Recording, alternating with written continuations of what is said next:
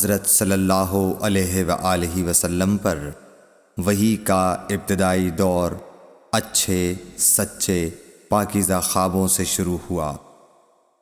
آپ خواب میں جو کچھ دیکھتے وہ صبح کی روشنی کی طرح صحیح اور سچا ثابت ہوتا۔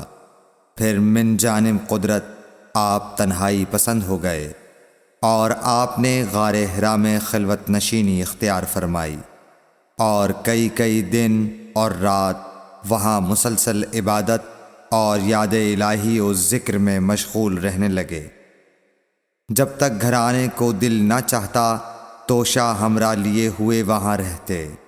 توشہ ختم ہونے پر ہی اہلیہ محترمہ حضرت خدیجہ رضی اللہ تعالی عنہا کے پاس تشریف لاتے اور کچھ توشہ ہمراہ لے کر پھر وہاں جا کر خلوت گزین ہو جاتے۔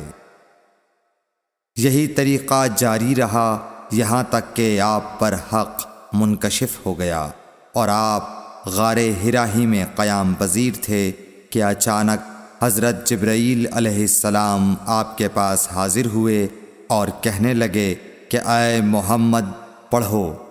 آپ فرماتے ہیں کہ میں نے کہا کہ میں پڑھنا نہیں جانتا۔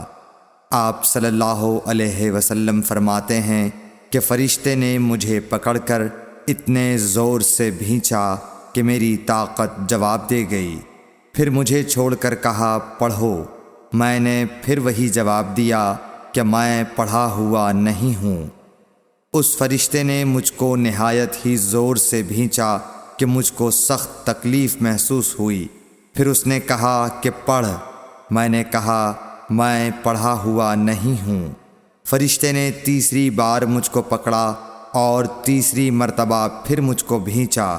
پھر مجھے چھوڑ دیا اور کہنے لگا کہ پڑھو اپنے رب کے نام کی مدد سے جس نے پیدا کیا اور انسان کو خون کی پھٹکی سے بنایا۔ پڑھو اور آپ کا رب بہت ہی مہربانیاں کرنے والا ہے۔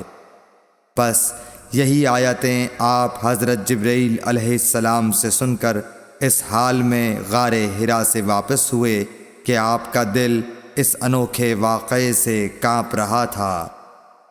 آپ حضرت خدیجہ کے ہاں تشریف لائے اور فرمایا کہ مجھے کمبل اوڑھا دو، مجھے کمبل اوڑھا دو۔ لوگوں نے آپ کو کمبل اوڑھا دیا۔